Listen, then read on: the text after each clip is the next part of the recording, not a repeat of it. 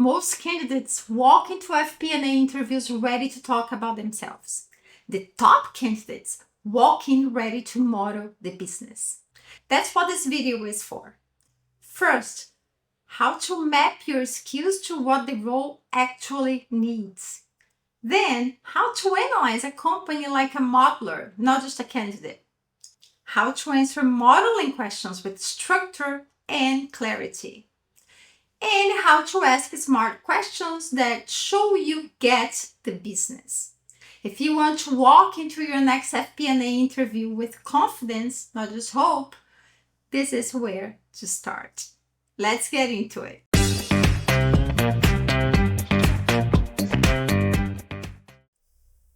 One of the best ways to stand out in an FP&A interview is to connect what you're good at with what the company actually needs. It's a simple idea, but a lot of candidates just skip that. Start with the job description. Don't just read it, study it. What are they really looking for? Not just forecasting or Excel. Look for clues in how they describe the work. Are they emphasizing business partnering, automation, scenario planning, building scalable models? Then take stock of your own strengths and write them down. Your tools, Excel, SQL, Power BI, but also your techniques. Maybe you've worked on driver-based planning or variance analysis or integrated forecasting or support decision-making in real time. Now find the intersection. Where does what they need match what you've done? That's the position. That's your sweet spot. That's where you're going to come during the interview. That's exactly what you need to emphasize in your examples, in your stories, and in the way you frame your value. What about the gaps? Is there any important skill that you don't have yet?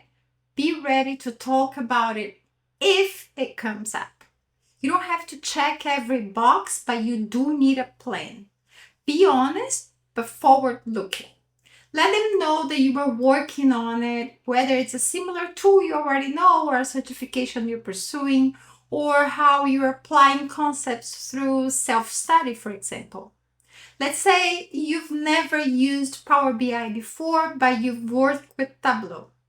You could say, I haven't used Power BI yet, but I've worked extensively with Tableau and I'm currently learning Power BI through hands-on practice.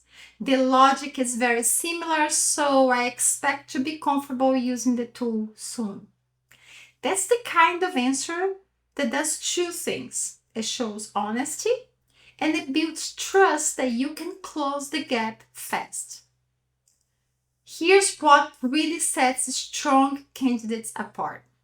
They walk into the interview already knowing what matters most for this role, and they tailor their message around that.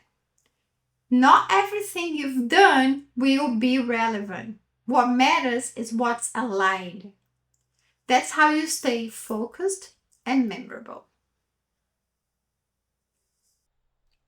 Most candidates prepare for the interviews by researching the company's culture, missions, values.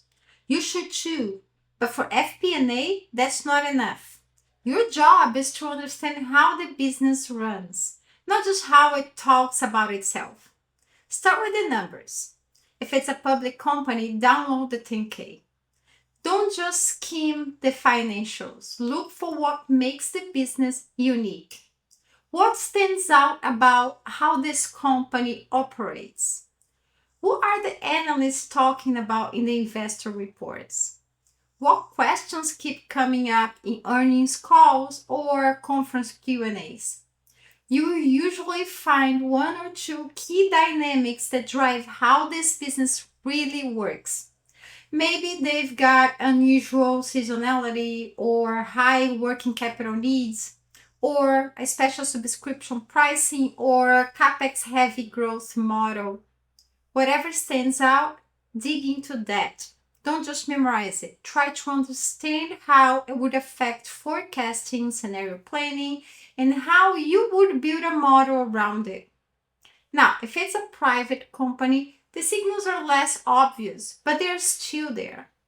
You try to find interviews, job posts, investor decks, especially if it's a startup, or even the competitor's 10K, if they're available. Ask yourself, how do they likely make money? What area of their business would have the most impact in forecasting or planning? Then model that, even roughly. Build out some basic assumptions, sketch a revenue model, estimate working capital based on whatever you can infer. Now here's a strategic move. Don't try to model everything. Model something. One part of the business that gives you a sharper insight or that lets you ask a smarter question during the interview. For example, you can say, if I am understanding correctly, a large part of your revenue is tied to business contracts with variable terms. Does that affect how you handle revenue phasing or pipeline planning? That kind of question immediately changes how you're seen. You're not just showing interest, you're showing how you think. Most candidates learn about the brand.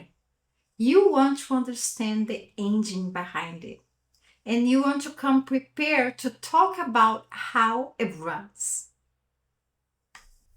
If the job posting mentions financial modeling explicitly, that's your moment. But even if it doesn't, you should assume it's part of the evaluation. In FP&A, modeling is not just about spreadsheets, it's about how you approach problems. So when they ask you about your experience, they're not just looking for your output. They want to hear how you think, how you approach complexity, and how you turn this into something useful.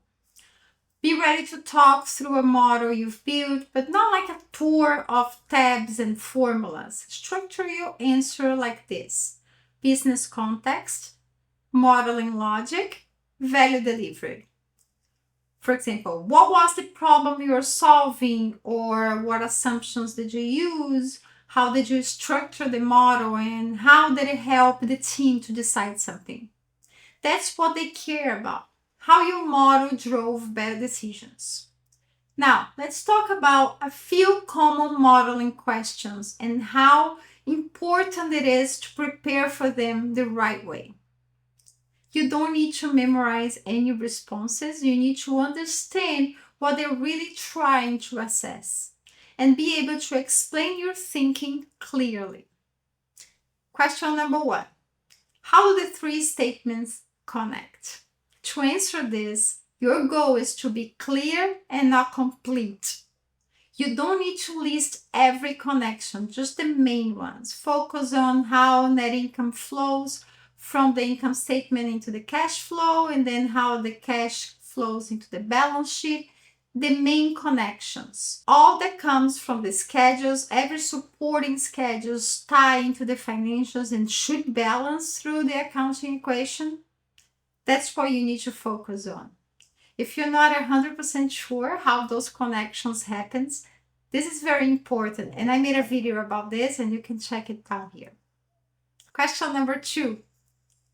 Tell me about a time your model influenced a strategic decision.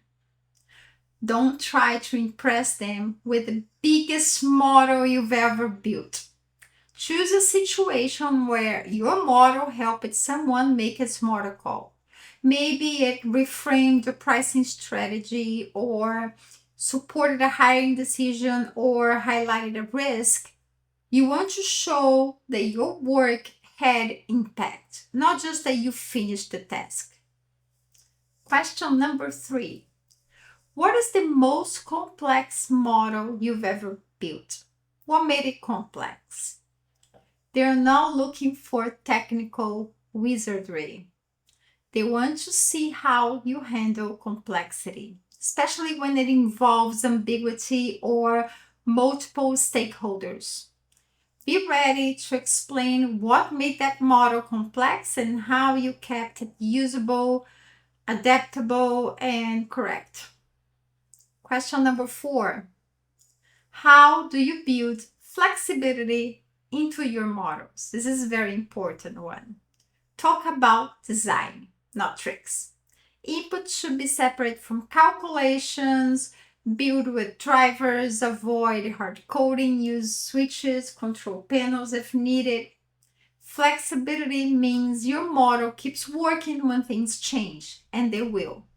Question number 5. What is your approach when starting a model from scratch? Start with the business question always.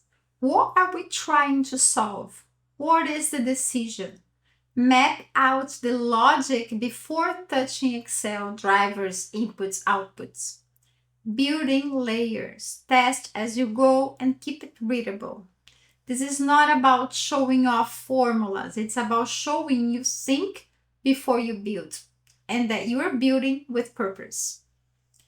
There are many more great questions you might get asked. I won't have time to cover all of this in one video, but I'd love to hear from you. Which modeling questions have you been asked in interviews? How did you answer them? Drop them in the comment. Let's build a library of smart answers together. When they ask, do you have any questions for us? Don't waste this opportunity. This is where you flip the script. It's your chance to signal that you are not just a candidate, you're already thinking like a business partner. Most people ask about culture or next steps. That's fine, you need to know that too. But in FP&A, your questions should reflect a strategic mindset and your understanding of the business. Use that opportunity to show what you learned from your job description, from financial research, or even something they said earlier in the interview. Keep this in mind. The best questions are not overly complex, but they are not generic either. You want the sweet spot, a question that's thoughtful, relevant, and tailored.